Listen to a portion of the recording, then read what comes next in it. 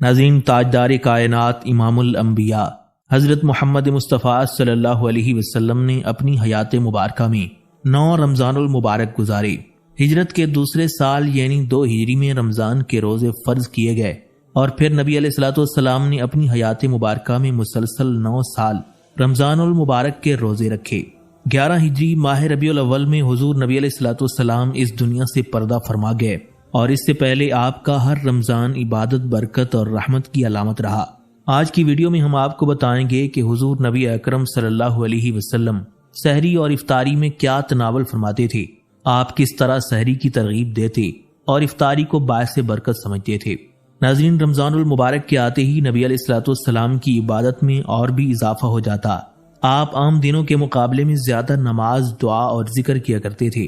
اس مہینے میں آپ صلی اللہ علیہ وسلم کا ہر لمحہ اللہ کی قربت حاصل کرنے میں گزرتا تھا۔ یہی وجہ تھی کہ رمضان کی آمد سے پہلے ہی حضور نبی علیہ الصلوۃ والسلام خصوصی طور پر دعا فرمایا کرتے کہ اللہ انہیں یہ بابرکت مہینہ نصیب فرمائے۔ یہی نہیں بلکہ آپ صلی اللہ علیہ وسلم شعبان کے مہینے سے ہی رمضان کی تیاری شروع کر دیتے۔ جب رمضان آتا تو آپ صحابہ کرام کو اس کی اہمیت یاد دلاتے، بلکہ ایک صحابی حضرت سلیمان فارسی رضی اللہ تعالیٰ عنہ بیان کرتے ہیں، ایک مرتبہ رسول اللہ صلی اللہ علیہ وسلم نے شعبان کی آخری دن ہمیں ایک خصوصی خطبہ ارشاد فرمایا: اے لوگو، ایک عظیم مہینہ تم پر سایہ فگن ہونے والا ہے۔ یہ مبارک مہینہ ہے، اس میں ایک ایسی رات ہے جو 1000 مہینوں سے بہتر ہے۔ اللہ تعالیٰ نے اس ماہ میں روزے رکھنا فرض قرار دیا ہے اور اس کی راتوں میں قیام کو نفلی عبادت قرار دیا ہے۔ جو خوش نصیب اس مہینے میں اللہ کی رضا کے لیے کوئی نفلی عبادت انجام دے گا تو اسے دوسرے مہینوں کے 80 نوافل کے فرض کے برابر اجر ملے گا، اور جو اس مہینے میں کوئی فرض عبادت ادا کرے گا تو اسے دوسرے مہینوں کے 70 فرائض کے برابر اجر ملے گا۔ یہ صبر کا مہینہ ہے اور صبر کا ثواب جنت ہے۔ یہ دوسروں سے ہمدردی اور ان کے دکھ کے ازالے کا مہینہ ہے۔ یہ ایسا مہینہ ہے کہ اس میں مومن کے رزق میں اضافہ کیا جاتا ہے۔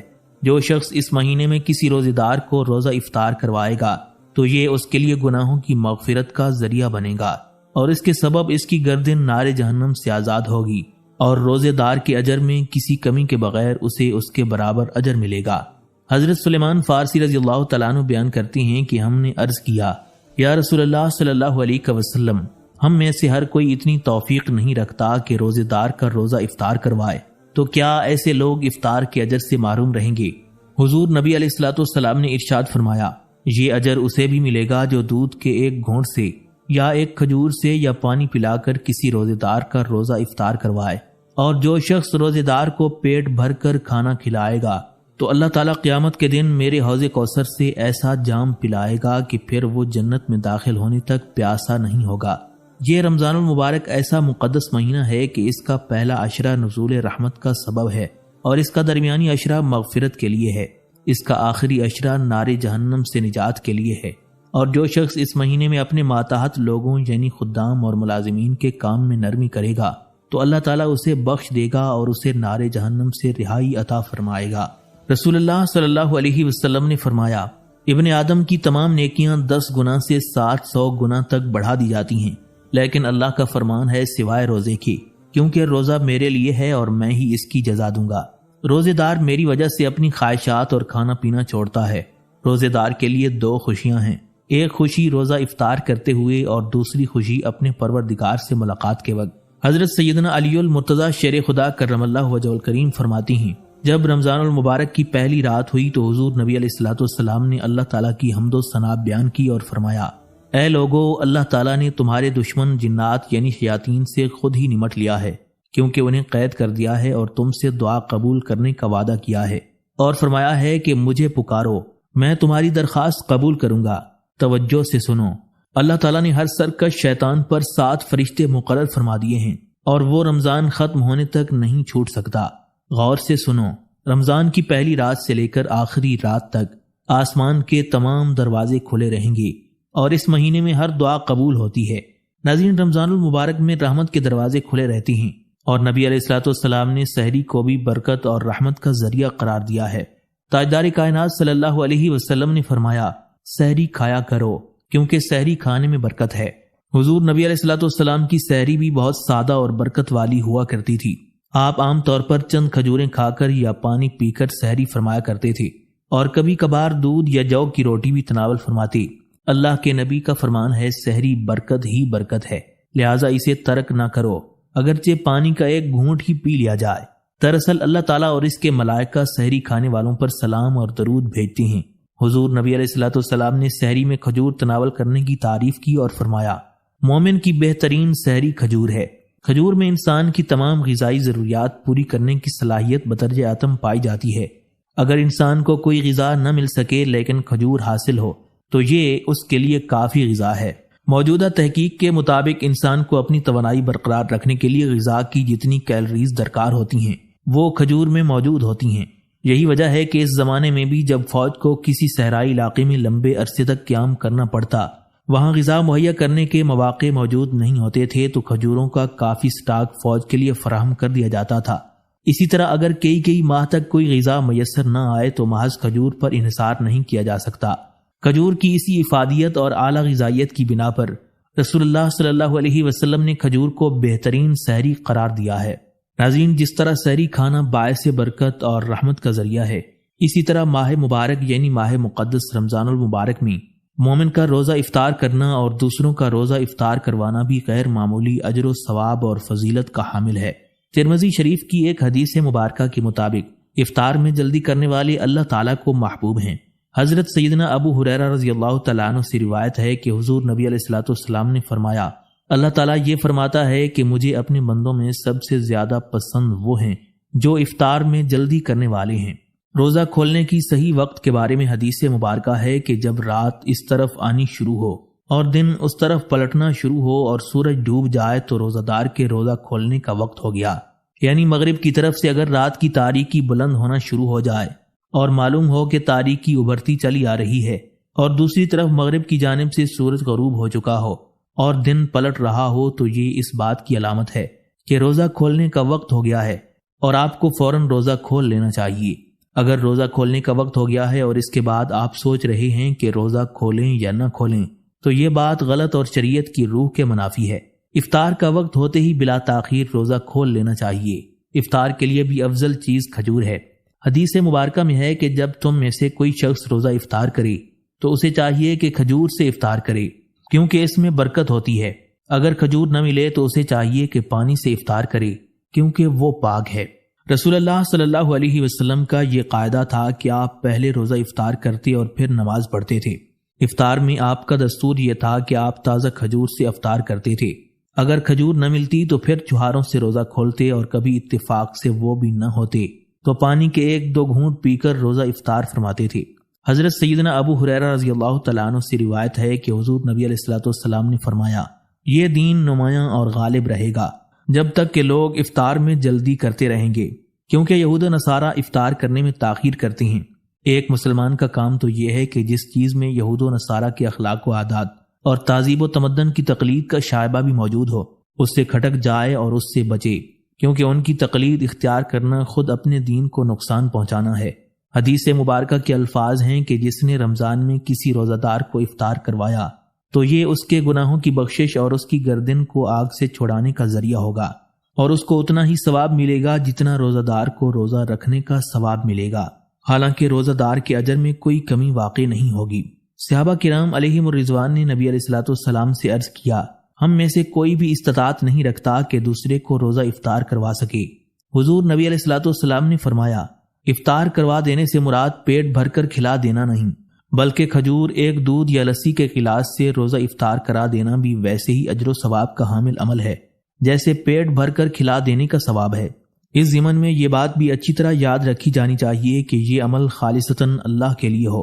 ایک شخص نے حضور نبی علیہ الصلوۃ والسلام سے پوچھا، ہم اپنا مال خرچ کرتے ہیں اس لیے کہ ہمارا نام بلند ہو تو کیا ہمیں اس پر کوئی اجر ملے گا؟ تاجدار کائنات صلی اللہ علیہ وسلم نے فرمایا، ہرگز نہیں۔ اس نے پوچھا، اگر اللہ کے اجر اور دنیا کی ناموری دونوں کی نیت ہو؟ تو حضور نبی علیہ الصلوۃ والسلام نے فرمایا، اللہ تعالیٰ کوئی بھی عمل قبول نہیں کرتا جب تک کہ وہ خالصتاً اسی کے لیے نہ ہو۔ لہٰذا رمضان المبارک میں صدقہ خیرات اور روزہ افطار کروانے جیسے افضل اعمال خالصتاً اللہ کے لیے کیا جائیں، نہ کہ قربت اور روابط کے نئے سلسلے بنانے اور ان سے دنیاوی اغراض و مقاصد حاصل کرنے کی نیت کے تحت کیا جائے۔ افطاری کے کھانے کو سادہ رکھا جائے۔ انواع و اقسام کے مرغن غذائی اور طرح طرح کے ڈشز میزبان کے اعلیٰ ذوق اور سخاوت کا اظہار تو ہو سکتی ہیں، لیکن دین اسلام کی تعلیمات کے مطابق نیکی کی روح کے منافی ہیں، اس لیے کہ روزے کا مقصد نفس کو مرغوبات اور نظریات سے روکنے کی تربیت دینا ہے، نہ کہ لذت پرستی میں اضافہ کرنا۔ ایسے مواقع پر کھانے پینے کی اشیاء کے ضائع ہونے اور کچرے کے ڈھیر پر پڑے رہنے سے رزق کی بے حرمتی کا اندیشہ زیادہ پایا جاتا ہے، جبکہ ہمارے معاشرے میں کھانے پینے کے اسلامی آداب کو اختیار کرنا باعث ملامت سمجھا جاتا ہے۔ ہاتھ سے کھانا کھانا، انگلیاں چاٹنا، ایک ہی برتن میں مل کر کھانا، یہ باعث شرمندگی گردانا جاتا ہے۔ روزہ افطار کروانے کے حوالے سے ہمارے متوسط طبقے میں یہ رجحان پایا جاتا ہے کہ گھر پر افطاری کا انتظام و اہتمام کرنے کی تمام تر ذمہ داری خاتون خانہ پر ڈال دی جاتی ہے، اور اکثر گھرانے ملازمہ رکھنے کے متحمل نہیں ہو سکتے۔ ایسے مواقع پر خاتون خانہ سارا دن کچن میں کھڑی ہو کر حصول ثواب کے لیے افطاری کے لیے مختلف کھانے پکانے میں مصروف رہتی ہیں، اور مرد حضرات اگر روزے دار ہوں تو ٹھنڈے ماحول میں آرام کرتے نظر آتے ہیں۔ بعض اوقات تو خاتون خانہ اس دن روزہ بھی نہیں رکھتی کہ افطار ڈنر کی تیاری کے لیے سارا دن چولہے کے پاس آگ سینکتے میں گزر جائے گا، اور شام ہوتے ہوتے وہ اتنی تھک کر نڈھال ہو چکی ہوتی ہے کہ نفلی عبادات تو کجا، فرض نماز ادا کرنے کی بھی سقط باقی نہیں رہتی۔ حضرت سلمان فارسی رضی اللہ تعالیٰ عنہ حضور نبی علیہ الصلوۃ والسلام کا یہ ارشاد نقل فرماتے ہیں کہ رمضان المبارک میں 4 چیزوں کی کثرت کیا کرو۔ 2 باتیں تو ایسی ہیں کہ تم ان کے ذریعے اپنے رب کو راضی کرو گے، اور 2 چیزیں ایسی ہیں کہ تم ان سے بے نیاز نہیں ہو سکتے۔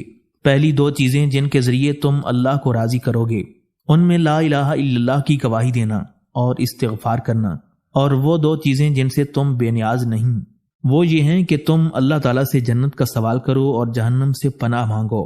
یہ ماہ مبارک حضور نبی علیہ الصلوۃ والسلام کی امت کے لیے اللہ تعالیٰ کی وہ عطا ہے کہ جسے حاصل کرنے کے لیے اس میں خود کو تیار کر لینا چاہیے۔ پورے ماہ تمام خواہشات نفسانی سے ہٹ کر دل میں یہ عہد کریں کہ ہم اس پورے ماہ میں صرف اور صرف حضور نبی علیہ الصلوۃ والسلام کے احکامات کی پابندی لمحہ بلمحہ اور قدم بقدم کریں گے۔ ناظرین، ماہ رمضان المبارک کی برکتیں بے شمار ہیں۔ اس مہینے میں ہم جو کچھ کھاتے پیتے ہیں وہ نہ صرف ہماری صحت پر اثر انداز ہوتا ہے بلکہ روحانی طور پر بھی ہمیں مضبوط بناتا ہے۔ اس لیے سحری اور افطاری میں ایسی غذاؤں کا انتخاب کرنا چاہیے جو ہمارے جسم کو توانائی فراہم کریں اور سنت نبوی صلی اللہ علیہ وسلم کے مطابق بھی ہوں۔ وہ 10 کھانے جو نبی علیہ الصلوۃ والسلام کے دسترخوان کا حصہ بنتے تھے اور جن میں بے شمار برکتیں اور فوائد موجود ہیں، ان میں پہلی غذا کھجور ہے جو حضور نبی علیہ الصلوۃ والسلام کو بے حد پسند تھی۔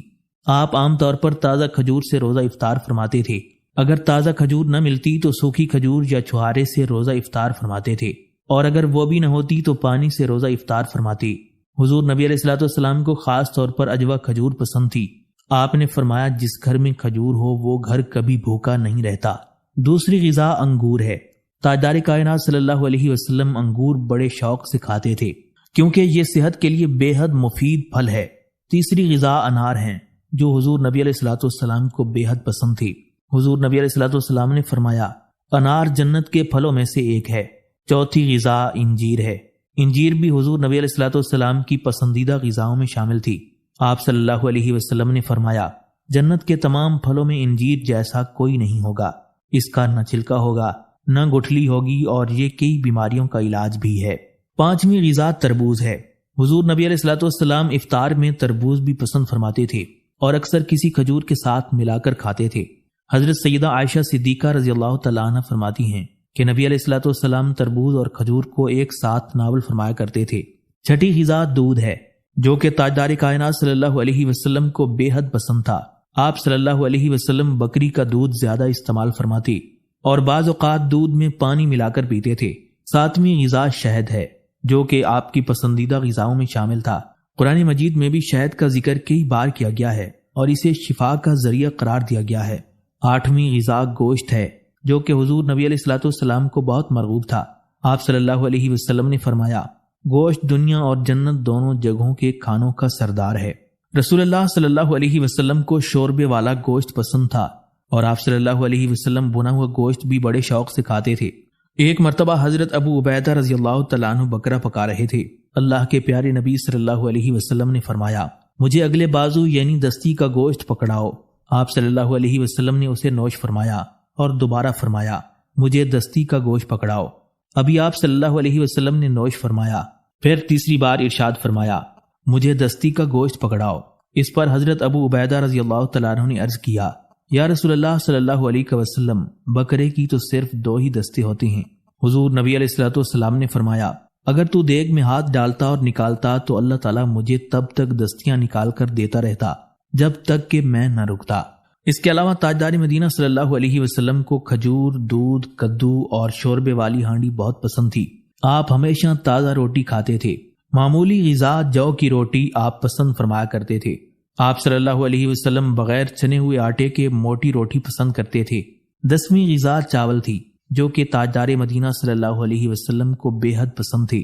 ناظرین، احادیث مبارکہ میں ہدایت ہے کہ روزہ دار بےہودہ اور فاحش باتیں نہ کہے، شور و شغل نہ کرے، اور کوئی دوسرا اس سے گالی گلوچ کرے یا جھگڑا کرے تو کہہ دے کہ میں روزے دار ہوں۔ یاد رکھیں، ہاتھ اور زبان سے دی گئی ایذا انسان کو اس روز مفلس کر دے گی جب وہ سب سے زیادہ محتاج ہوگا۔ اس کی تمام نیکیاں ان دعوے داروں پر تقسیم کر دی جائیں گی جو اس کے ایذا کا نشانہ بنے، جن کے حقوق تلف کیے گئے، جن کی عزت پامال کی گئی۔ نیکیاں تقسیم ہونے کے بعد بھی دعوے دار ختم نہ ہوئے تو دعوے داروں کے گناہ اس پر ڈالے جائیں گے، اور پھر انجام جہنم کی اتھاہ گہرائیوں کے سوا کیا ہو سکتا ہے۔ فیصلہ کر لیں کہ رمضان المبارک کی ان مبارک ساعتوں میں کسی سے چیخ چلا کر بات نہ کریں، کسی سے لڑائی نہ کریں، کسی کے بارے میں کوئی بات نہ کہیں، سامنے ہوں یا پیٹھ پیچھے۔ اس وقت زبان کی حفاظت سب سے مشکل کام ہے، اور اس کی حفاظت سے تمام کام سدھر جاتے ہیں، اور حفاظت نہ کرنے سے نیکیاں وارد ہو جاتی ہیں۔ اگر ہم نے اس خیر و برکت کے عظیم مہینے سے استفادے میں کوئی کوتاہی کی تو یہ مہینہ اپنا فرض پورا کرنے میں غفلت نہیں کرے گا۔ یہ نہ صرف ان لوگوں کو سعادت اور خیر و برکت سے نوازتا ہے جو اس کے طلبگار ہیں، اور جو غافل رہے تو ان کے حصے میں شقاوت اور بدبختی کے سوا کچھ نہیں۔ اس کی نوازشات اور عنایات تو دنیا و آخرت دونوں جگہ نفع بخش ہوں گی۔ اللہ رب العزت ہمیں اس ماہ مقدس رمضان المبارک کا ادب و احترام کرنے کی توفیق عطا فرمائے، اور زیادہ سے زیادہ اپنا وقت عبادات میں گزارنے کی توفیق دے۔